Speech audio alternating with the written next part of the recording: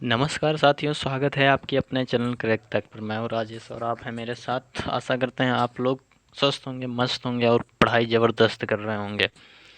तो जैसे कि आप लोगों को पता भी चल गया होगा कि आज हम लोग प्रैक्टिस सेट 17 करने वाले हैं इसी श्रृंखला में, जो कि पूर्व परीक्षाओं में आए हुए प्रश्नों को हम लोग देखते हैं। हिंदी के इम्पॉर्टेंट क्वेश्चन, जिसमें 40 क्वेश्चनों का रहता है। तो चलिए देखते हैं क्वेश्चन की तरफ।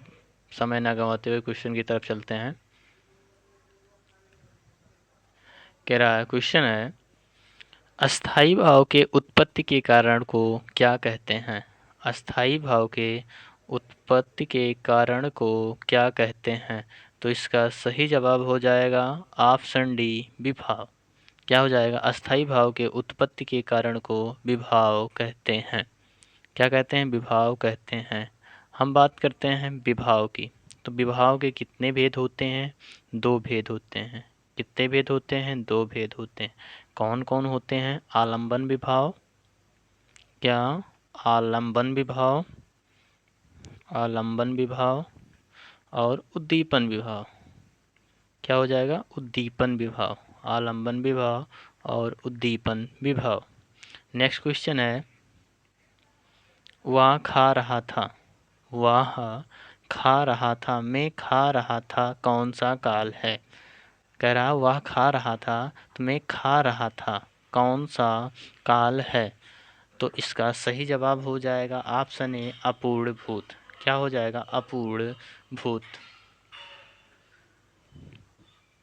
नेक्स्ट क्वेश्चन है, कह रहा है, निम्न में से क्या, निम्न में से कौन सा शब्द अन उपसर्ग के योग से बना है?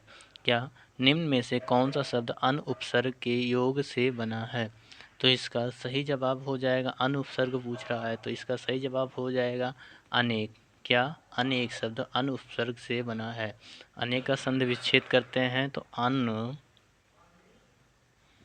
अन प्लस एक। क्या हो जाएगा? अन प्लस एक हो जाएगा अनेक। हम बात करते हैं इसमें कौन सी संधि है, कौन सी संधि है? गुण संधि है। कौन सी संधि है? तो इसमें गुण संधि हो जाएगी। अनेक में कौन सी संधि है? तो गुण संधि हो जाएगी। ठीक, नेक्स्ट क्वेश्चन चलते हैं।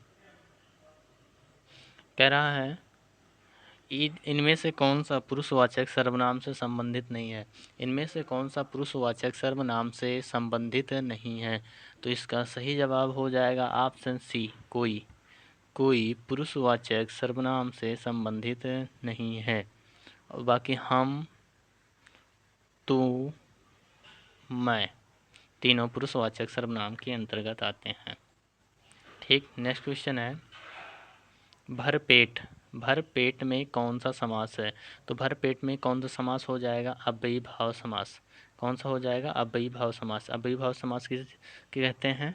जिसमें प्रथम पद की प्रधानता हो, जो एक अव्यय शब्द है।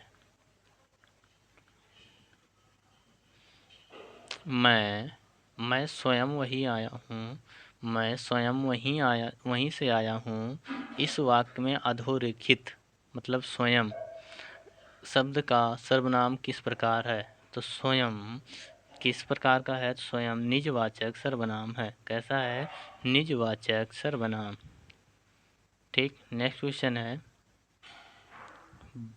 बदऊं, बदऊं गुरुपद पदुम परागा, सुरुचि सुबास सरस अनुरागा, अमेय मुरियमय चूरन चारु, समन सकल भव रुज परिवारु। में कौन सा छंद है? बदऊ गुरुपद पदुम परागा, सुरुचि सुबास सरस अनुरागा, अमीय मुरिमय चिरुन चारु, समन सकल भय रुज परिवारु। में कौन सा छंद है? तो इसका सही जवाब हो जाएगा ऑप्शन डी। क्या हो जाएगा? ऑप्शन डी, चौपाई। चौपाई किसे कहते हैं? जिसके प्रत्येक चरण में, प्रत्येक चरण में, प्रत्येक चरण में 16 मात्राएं होती हैं। इसके प्रत्येक चरण में 16 मात्राएं होती हैं, उसे चौपाई छंद बोला जाता है। यह एक सममात्रिक छंद है। कैसे है? सममात्रिक छंद। चौपाई कैसे? सममात्रिक छंद है। ठीक। नेक्स्ट क्वेश्चन है, मोहन किताब पढ़ता है। मोहन किताब पढ़ता है, इस वाक्य में क्रिया का कौन सा प्रकार है? तो इसका सही जवाब हो जाएगा सकर्मक क्रिया। क्या हो जाएगा? सकर्मक क्रिया। मोहन किताब पढ़ता है कैसा हो जाएगा? सकर्मक क्रिया कहते हैं। ठीक। नेक्स्ट क्वेश्चन चलते हैं। कह रहा इनमें से कौन सा तद्भव है? इनमें से कौन सा तद्भव है? तो इसका सही जवाब हो जाएगा ऑप्शन ए कंधा। कंधा शब्द तद्भव है। कैसा है? तद्भव है। तो इसका हम तत्सम पूछेंगे तो इसका तत्सम हो जाएगा अस्कंद। क्या हो जाएगा? अस्कंद। कंधा का तत्सम क्या होता है? अस्कंद। दंत जो है ये तत्सम है, इसका तद्भव हो जाएगा दांत। क्या हो जाएगा? दांत हो जाएगा। मत्स्य का तद्भव हो जाएगा मछली। क्या हो जाएगा? मछली। क्या हो जाएगा? मछली। और मृत्यु का तद्भव हो जाएगा मौत। क्या हो जाएगा? मौत। ठीक। नेक्स्ट क्वेश्चन चलते हैं। क्वेश्चन नंबर 10 है। कह रहा उससे 2 पत्र लिखे जाएंगे। उससे 2 पत्र लिखे जाएंगे।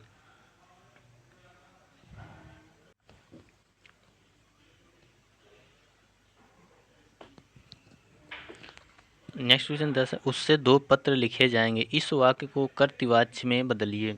तो इसका सही जवाब हो जाएगा ऑप्शन ए, वह 2 पत्र लिखेगा। ठीक। नेक्स्ट क्वेश्चन है, कह रहा है निम्नलिखित में से कौन सा शब्द परसून का पर्यायवाची है? तो परसून का पर्यायवाची है, तो इसका सही जवाब हो जाएगा परसून का पर्यायवाची पुष्प होता है। अब परसून के अन्य पर्यायवाची की बात करते हैं तो अन्य पर्यायवाची परसून मंजरी हो जाएगा। क्या हो जाएगा? मंजरी। क्या? मंजरी। फूल। फूल। सुमन। सुमन। कुसुम। क्या? कुसुम आदि परसून के पर्यायवाची शब्द हैं। ठीक। नेक्स्ट क्वेश्चन चलते हैं। नेक्स्ट क्वेश्चन है देहिल। क्या है? सॉरी, देसिल। देसिल बाना सब जन मिटा, तय तय सन जपो अठोठा। यह किसका प्रसिद्ध ग्रंथ है? तो इसका सही जवाब हो जाएगा ऑप्शन सी विद्यापति। किसका हो जाएगा? ऑप्शन सी विद्यापति का ग्रंथ कथन है। नेक्स्ट क्वेश्चन है अर्वाचीन का विलोम शब्द है। अर्वाचीन का विलोम शब्द प्राचीन होता है। क्या हो जाएगा? ऑप्शन बी प्राचीन। ऑप्शन बी प्राचीन हो जाएगा। नेक्स्ट क्वेश्चन चलते हैं। नेक्स्ट क्वेश्चन है अनुच्छेद पढ़कर। क्या है? अनुच्छेद पढ़कर दिए गए सवालों के सही जवाब सुनिए। रविन्द्रनाथ टैगोर उच्च कोटि के कवि थे। उनके द्वारा प्रतिपादित मान्यताओं एवं विचारों को भारत में ही सराहा नहीं गया, वरन विश्व में भी उनके विचार लोकप्रिय हैं। एक महान कवि होने के साथ साथ वे भारतीय सांस्कृतिक परंपरा के अग्रदूत के रूप में भी जाने जाते हैं। रविन्द्रनाथ सांस्कृतिक स्वर के रूप में पूर्व और पश्चिम में समन्वय पर बल देते हैं, परंतु पश्चिमी विज्ञान को स्वीकार करते हुए भी उन्होंने उसके भौतिक प्रगतिशीलता के आदर्श को नहीं अपनाया। वे समन्वय साधना का उत्कृष्टतम रूप भारतवर्ष को राष्ट्रीयता में देखते हैं। यह राष्ट्रीयता काल प्रवाह में बहकर आई असंख्य जातियों प्रजातियों के हार्दिक आदान प्रदान, सहयोग और समन्वय के रूप में प्रतिफलित है। उनकी राष्ट्रीयता की कल्पना पश्चिम की शोषणशील एकांगी राष्ट्र चेतना से भिन्न है, जो उपनिवेशों का निर्माण कर राष्ट्रीय जीवन मान की अभिवृद्धि को ही एकमात्र सत्य जानती है। वस्तुतः भारतवर्ष को राष्ट्रीयता मानवता ही है और इसलिए अंतर्राष्ट्रीय चेतना से उसका किंचित मात्र भी विरोध नहीं है। भारत का राष्ट्र धर्म मानवता की पुकार बनकर ही अपने आत्म धर्म को चरितार्थ कर सकता है। क्वेश्चन है इसके, भारतीय राष्ट्रीयता को प्रायः कहा जाता है। तो इसका सही जवाब हो जाएगा ऑप्शन डी मानवीयता का।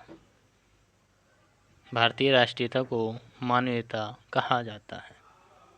नेक्स्ट क्वेश्चन है, पश्चिमी राष्ट्र चेतना को इसलिए एकांगी कहा गया है। पश्चिमी राष्ट्र चेतना को इसलिए एकांगी कहा गया है क्योंकि वह राष्ट्रीय जीवनमान की वृद्धि पर बल देता है। क्योंकि वह राष्ट्रीय जीवनमान की वृद्धि पर बल देता है। नेक्स्ट क्वेश्चन है, कह रहा है भारतीय राष्ट्रीयता अंतर्राष्ट्रीय चेतना की अविरोधी है। भारतीय राष्ट्रीयता अंतर्राष्ट्रीय चेतना की अविरोधी है क्योंकि वह मानवीयता की समानार्थी है। क्या है? मानवीयता की समानार्थी है। नेक्स्ट क्वेश्चन चलते हैं, कह रहा है एक भारतीय आत्मा के नाम से कविता की रचना किसने की। एक भारतीय आत्मा, तो इसका सही जवाब हो जाएगा ऑप्शन सी, माखनलाल चतुर्वेदी। कौन? माखनलाल चतुर्वेदी की रचना कौन है? एक भारतीय आत्मा। इनकी अन्य रचनाएं की बात करते हैं तो इनकी अन्य रचनाएं हैं साहित्य देवता। क्या? साहित्य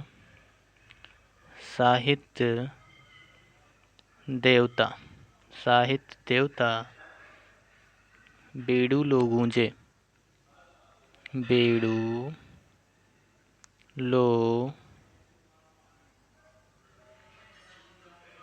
गूंजे।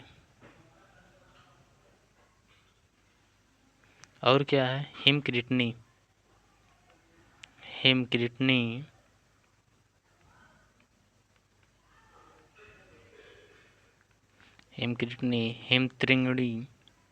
हिमतृंगिणी आदि।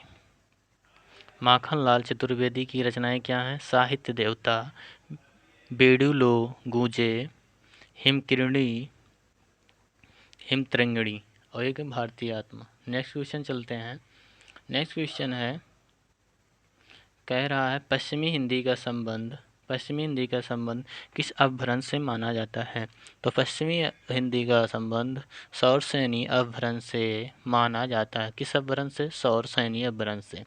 नेक्स्ट क्वेश्चन है, जो तर्क द्वारा माना जा चुका हो इस वाक्यांश के लिए उपयुक्त शब्द लिखिए। तो इसका सही जवाब हो जाएगा, जो तर्क द्वारा माना जा चुका है उसे तर्क सम्मत कहते हैं। क्या कहते हैं? तर्क सम्मत कहते हैं। तो इसका सही जवाब हो जाएगा ऑप्शन बी, तर्क सम्मत। नेक्स्ट क्वेश्चन पे चलते हैं। नेक्स्ट क्वेश्चन दिया है, रामचंद्र शुक्ल द्वारा लिखित आलोचनात्मक ग्रंथ निम्न में से कौन सा नहीं है। रामचंद्र शुक्ल द्वारा लिखित आलोचनात्मक ग्रंथ निम्नलिखित में से कौन सा नहीं है। तो इसका सही जवाब हो जाएगा ऑप्शन बी, शिल्प और दर्शन इनके आलोचनात्मक ग्रंथों में से नहीं है, शिल्प और दर्शन। नेक्स्ट क्वेश्चन है, क्वेश्चन नंबर 21 है, कह रहा है पूर्व मध्यकाल को हिंदी साहित्य में इस नाम से भी जाना जाता है। पूर्व मध्यकाल को हिंदी साहित्य में इस नाम से भी जाना जाता है। तो किस नाम से जाना जाता है? आदिकाल के नाम से जाना जाता है, भक्ति काल के नाम से, गद्य काल के, रीत काल के। तो इसका सही जवाब हो जाएगा ऑप्शन सी, भक्ति काल के। पूर्व मध्यकाल को भक्ति काल के नाम से भी जाना जाता है। पूर्व मध्यकाल को भक्ति काल के नाम से भी जाना जाता है। किस काल से नाम से जाना जाता है? भक्ति काल के। आदिकाल को वीरगाथा काल के नाम से जाना जाता है। आदिकाल को किस नाम से जाना जाता है? तो वीरगाथा काल से नाम से जाना जाता है। किस काल से? वीरगाथा काल से जाना जाता है। और हम बात करें उत्तर मध्यकाल को, ये पूर्व था, तो उत्तर मध्यकाल को अरीत काल तथा आधुनिक काल के नाम से जाना जाता है। अरीत काल तथा आधुनिक काल के नाम से जाना जाता है। आधुनिक काल के नाम से जाना जाता है।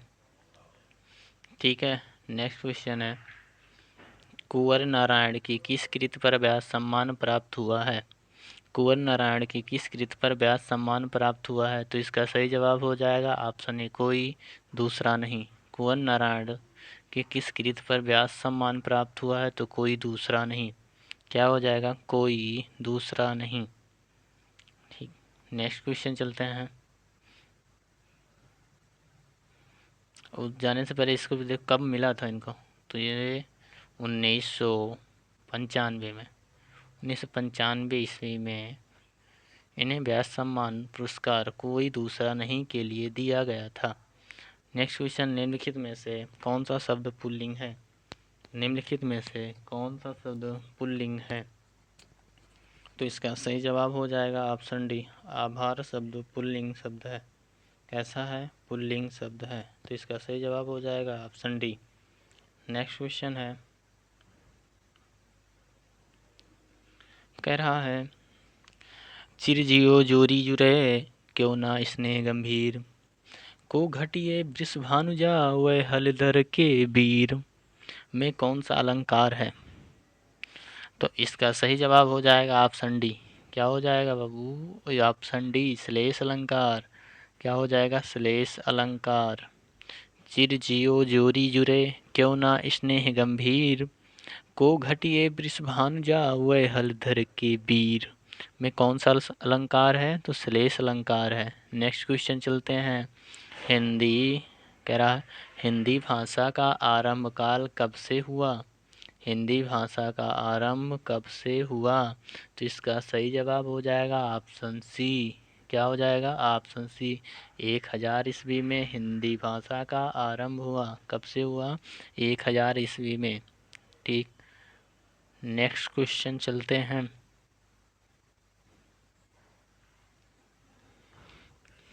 नेक्स्ट क्वेश्चन है, इनमें से क्रिया के किस रूप में कर्ता के अनुसार लिंग परिवर्तन नहीं होता है। इनमें से क्रिया के किस रूप में कर्ता के अनुसार लिंग परिवर्तन नहीं होता है। इनमें से क्रिया के किस रूप में कर्ता के अनुसार लिंग परिवर्तन नहीं होता है। तो इसका सही जवाब हो जाएगा ऑप्शन बी, भूतकालिक रूप में कर्ता के अनुसार लिंग परिवर्तन नहीं होता है। ठीक। नेक्स्ट क्वेश्चन चलते हैं।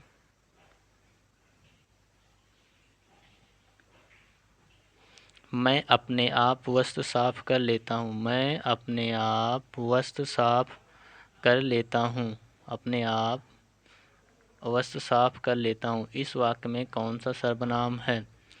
तो इसका सही जवाब हो जाएगा ऑप्शन सी, निजवाचक सर्वनाम। मैं अपने आप वस्त्र साफ कर लेता हूँ, कौन सा कैसा सर्वनाम है। तो यह एक निजवाचक सर्वनाम है। कैसा है, निजवाचक सर्वनाम है। नेक्स्ट क्वेश्चन चलते हैं। कह रहा, इनमें से किस कवि ने लक्षण ग्रंथ नहीं लिखा। इनमें से किस कवि ने लक्षण ग्रंथ नहीं लिखा।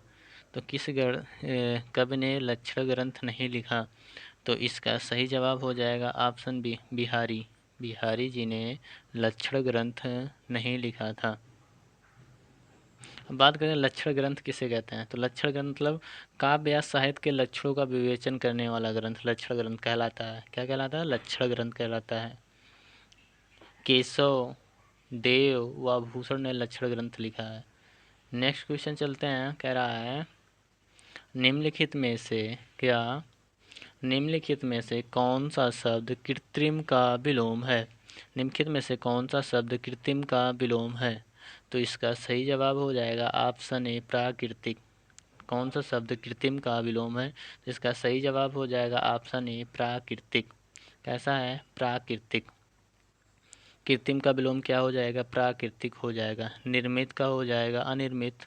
निर्मित का विलोम क्या हो जाएगा, अनिर्मित। क्या हो जाएगा, अनिर्मित। असली का विलोम क्या होगा, असली का हो जाएगा नकली।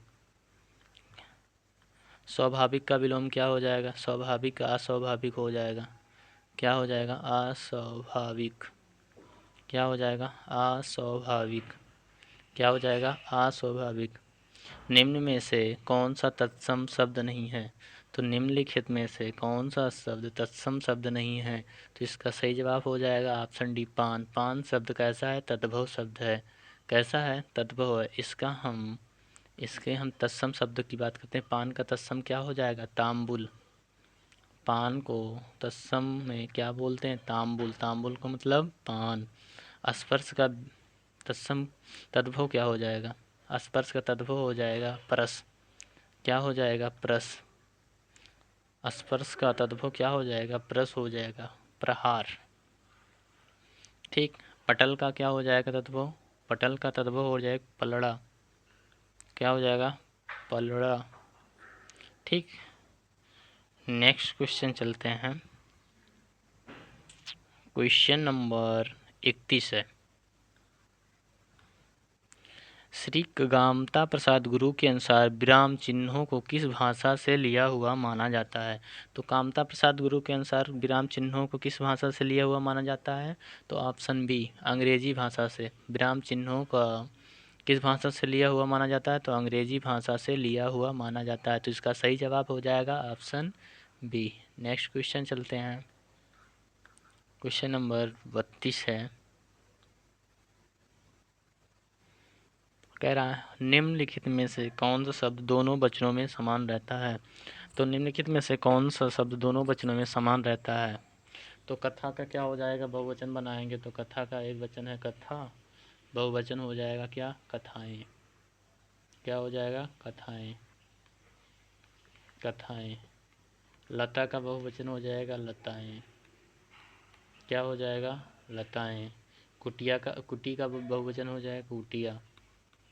क्या हो जाएगा? कुटिया। लेकिन सरसों का बहुवचन सरसों ही रहता है। ठीक। तो इसका क्या बोला? दोनों वचनों, मतलब एक वचन और बहुवचन में दोनों समान रहते हैं, सरसों। इसका सही जवाब हो जाएगा ऑप्शन सी, सरसों शब्द एक वचन और बहुवचन में वही रहता है। रसिक प्रिया किसकी प्रसिद्ध रचना है? तो रसिक प्रिया किसकी प्रसिद्ध रचना है? तो इसका सही जवाब हो जाएगा ऑप्शन सी, केशवदास। रसिक प्रिया किसकी प्रसिद्ध रचना है? तो केशवदास जी की प्रसिद्ध रचना क्या है? रसिक प्रिया। क्या है? रसिक प्रिया। इनकी अन्य रचनाएं की बात करते हैं तो इनकी अन्य रचनाएं भी हैं। नखशिख। क्या है? नखशिख। कैसी है? नखशिख की रचना कैसी है? नखशिख। कवि प्रिया। क्या? कवि प्रिया। कवि प्रिया। छंदमाला। छंदमाला। कैसी है? छंदमाला। छंदमाला। और क्या है? रतन बावनी। रतन बावनी। रतन बावनी। रसिक प्रिया किसकी प्रसिद्ध रचना है? तो केशवदास की। केशवदास की अन्य रचनाएं कौन कौन सी हैं? तो नखशिख है, कवि प्रिया है केशवदास की, छंदमाला है, रतन बावनी है। ठीक। नेक्स्ट क्वेश्चन है। कह रहा है मौसम मौसम कौन कुटिल खल कामी। मौसम कौन कुटिल खल कामी में कौन सा अलंकार है? तो इसका सही जवाब हो जाएगा ऑप्शन सी, वक्रोक्ति अलंकार। कौन सा अलंकार? वक्रोक्ति अलंकार। नेक्स्ट क्वेश्चन कह रहा है बघेली। क्या? बघेली बोली का संबंध। बघेली बोली का संबंध किस उपभाषा से है? तो बघेली से बोली का संबंध किस उपभाषा से है? तो इसका सही जवाब हो जाएगा ऑप्शन सी, पूर्वी हिंदी। बघेली बोली का संबंध पूर्वी हिंदी उपभाषा से है। ठीक है।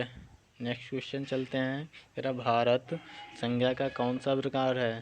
भारत संज्ञा का कौन सा प्रकार है? तो इसका सही जवाब हो जाएगा ऑप्शन बी, भारत व्यक्तिवाचक संज्ञा है।